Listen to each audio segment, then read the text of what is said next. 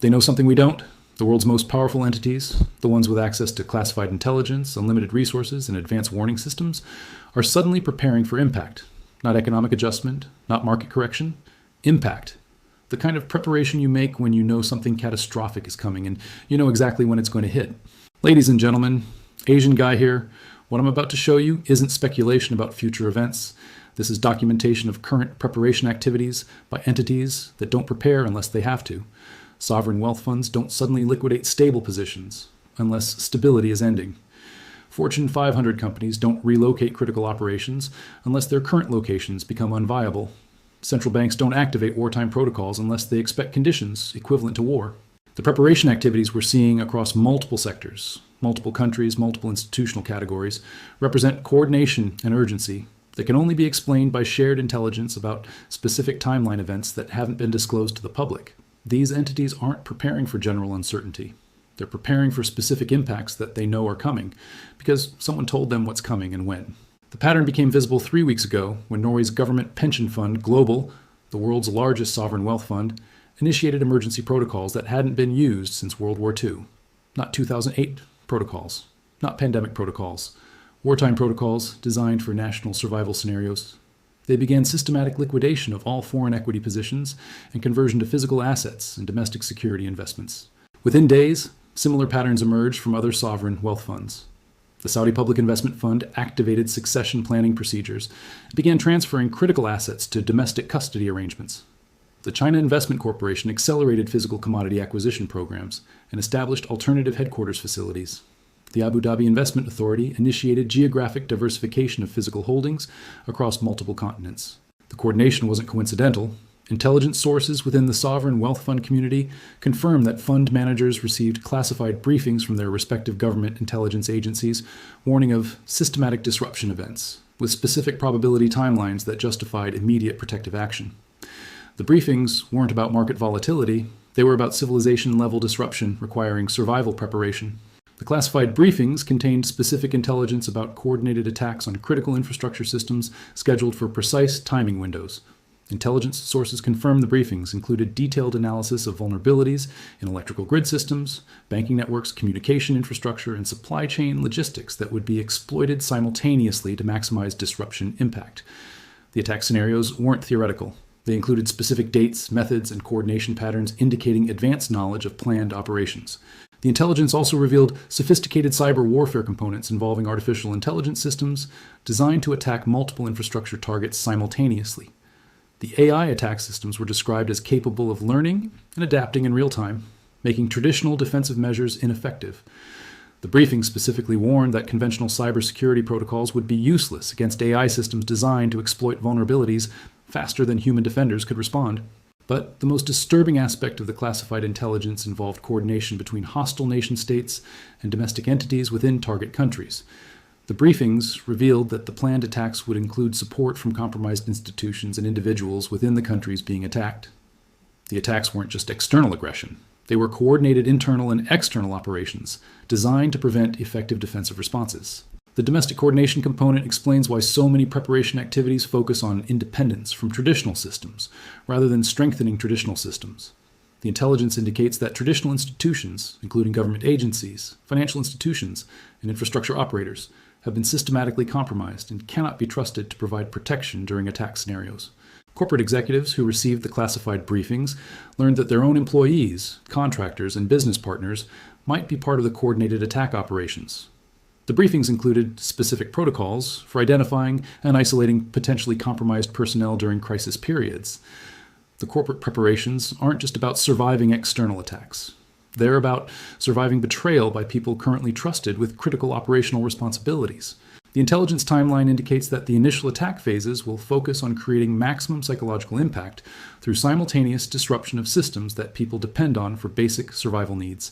Power grid failures, banking system shutdowns, communication network disruptions, and food distribution breakdowns would occur simultaneously to create panic conditions that prevent organized defensive responses.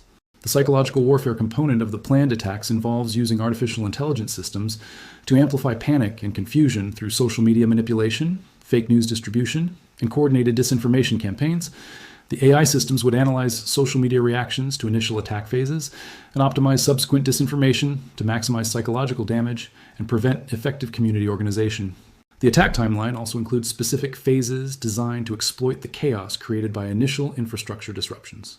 Secondary attack phases would target emergency response systems, backup communication networks, and alternative supply chains during periods when defensive resources are focused on addressing initial damage. The attackers understand that successful attacks require multiple waves coordinated to overwhelm defensive capabilities. But the classified intelligence reveals that the attacks are designed not just to create temporary disruption, but to permanently destroy the systems being attacked. The infrastructure attacks would include components designed to make recovery impossible or prohibitively expensive. The attackers intend to replace existing systems with their own controlled alternatives, rather than allowing restoration of current systems. This explains why elite preparations focus on permanent system replacement rather than temporary crisis survival. The intelligence indicates that recovery of traditional systems won't be possible after the planned attacks. The only survival strategy is to have alternative systems operational before the attacks begin. The entities receiving classified briefings understand that whatever systems exist after the attacks will be the systems that exist permanently. The intelligence sources also revealed coordination between the planned infrastructure attacks and systematic financial warfare designed to prevent economic recovery during crisis periods. The financial attacks would target currency systems, banking relationships, and international trade mechanisms simultaneously with infrastructure attacks to maximize economic disruption and prevent resource mobilization for defensive purposes. The financial warfare components include systematic attacks on digital currency systems, traditional banking networks, and international payment mechanisms that would make economic recovery impossible during the critical periods following infrastructure attacks. The attackers understand that economic paralysis prevents effective defensive responses and community organization during crisis periods. Corporate America followed identical patterns. Apple initiated Project Fortress, a classified corporate continuity program that involves establishing redundant supply chains, alternative manufacturing facilities, and emergency leadership structures across multiple geographic regions. Microsoft activated Continuity Protocol 7, their highest-level corporate survival plan that includes complete operational independence from traditional financial and communication infrastructure. Amazon accelerated construction of independent logistics networks designed to operate without traditional banking, transportation, or communication systems. Google established Project Sanctuary, a comprehensive data preservation and alternative internet infrastructure program.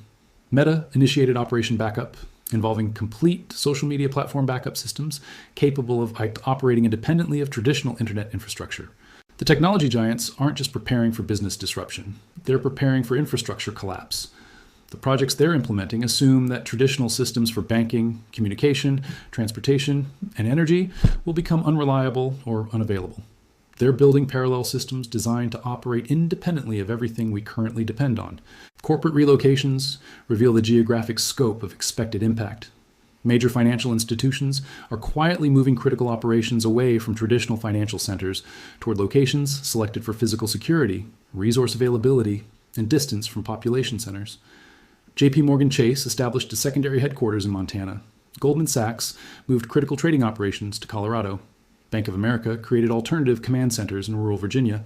The relocations aren't about cost savings or tax advantages, they're about survival. The locations being selected prioritize defensibility, self-sufficiency, and isolation from urban areas expected to experience disruption. The corporate executives making these decisions have access to intelligence that suggests major population centers will become unsafe or unviable during the projected impact period. Manufacturing companies are implementing supply chain hardening programs that assume global trade disruption lasting multiple years. Ford created Operation Domestic, a complete supply chain localization program that eliminates dependence on foreign suppliers. General Electric established Project Independence, involving domestic production capability for all critical components. Boeing initiated Fortress America, a comprehensive domestic manufacturing program designed to operate without international suppliers. The manufacturing preparations assume not just trade disruption, but complete breakdown of international commerce for extended periods. These aren't contingency plans for temporary supply chain problems. They're war production preparations for scenarios where international trade becomes impossible due to conflict, infrastructure collapse, or political breakdown. Energy companies are preparing for scenarios that go far beyond normal market disruption. ExxonMobil activated strategic reserve protocols typically used during national emergencies. Chevron began massive crude oil stockpiling operations in geographic locations selected for defensive advantages. ConocoPhillips initiated Project Bunker, involving underground storage facilities designed to preserve critical energy resources during extended crisis periods. The energy sector preparations suggest expectations of supply disruption lasting years, not months. The strategic reserves being created are sized for extended conflict scenarios or complete breakdown of traditional energy distribution systems. The companies implementing these programs have intelligence suggesting normal energy markets will become non-functional for extended periods. Agricultural giants are implementing food security protocols that assume breakdown of traditional food distribution systems. Cargill established Project Harvest, involving distributed grain storage facilities designed to feed specific geographic regions independently of national distribution networks. Archer Daniels Midland created survival stockpile programs sized for feeding critical personnel through multi-year crisis periods. The agricultural preparations reveal expectations of food system breakdown requiring local self-sufficiency. The programs being implemented assume that traditional food distribution networks will become unreliable or unavailable, requiring alternative systems capable of maintaining nutrition for critical populations during extended disruption periods. Government preparations are the most revealing because governments have access to the best intelligence about what's actually coming. The Pentagon activated continuity of operations protocols, typically reserved for nuclear war scenarios. The Treasury Department established alternative financial system backup protocols designed to maintain government funding capabilities during complete banking system failure. The Federal Emergency Management Agency began massive resource stockpiling operations in strategic locations across the United States. The Department of Homeland Security initiated population control preparations designed for managing large-scale civil unrest during extended crisis periods. The Centers for Disease Control activated pandemic protocols for managing health crises during infrastructure breakdown scenarios. International government preparations confirmed the global scope of expected impact. The European Union activated crisis management protocols designed for managing the breakdown of member nation cooperation. NATO initiated Article 5 preparation procedures, typically used when military alliance activation becomes likely. The United Nations began evacuating non-critical personnel from multiple regional offices simultaneously. Central bank preparations reveal the financial nature of the expected impact. The Federal Reserve activated emergency protocols designed for scenarios where traditional monetary policy becomes ineffective due to system breakdown. The European Central Bank established alternative currency distribution mechanisms designed to operate independently of traditional banking infrastructure. The Bank of Japan initiated physical currency stockpiling operations designed to maintain monetary system functionality during electronic banking failure. The Bank of England established alternative payment systems designed to process transactions during internet infrastructure breakdown. The Swiss National Bank accelerated physical precious metals accumulation programs designed to back currency systems during fiat money collapse. Military preparations indicate expectations of conflict scenarios requiring active defense capabilities. The United States military initiated Operation Shield, involving deployment of defensive assets to protect critical infrastructure during expected attack periods. NATO forces began Exercise Fortress, involving preparation for defending member nations during coordinated assault scenarios. The military preparations aren't for traditional state versus state conflict. They're for complex scenarios involving infrastructure attacks, financial warfare, supply chain disruption, and civil unrest management simultaneously. The exercises being conducted assume multiple threat vectors attacking different aspects of civilization simultaneously. Private security preparations reveal elite expectations about personal safety during impact periods. Private military contractors are experiencing unprecedented demand for long-term security services from ultra-high net worth individuals and corporate executives. Personal protection services are being contracted for multi-year periods with provisions for managing security during complete social breakdown scenarios.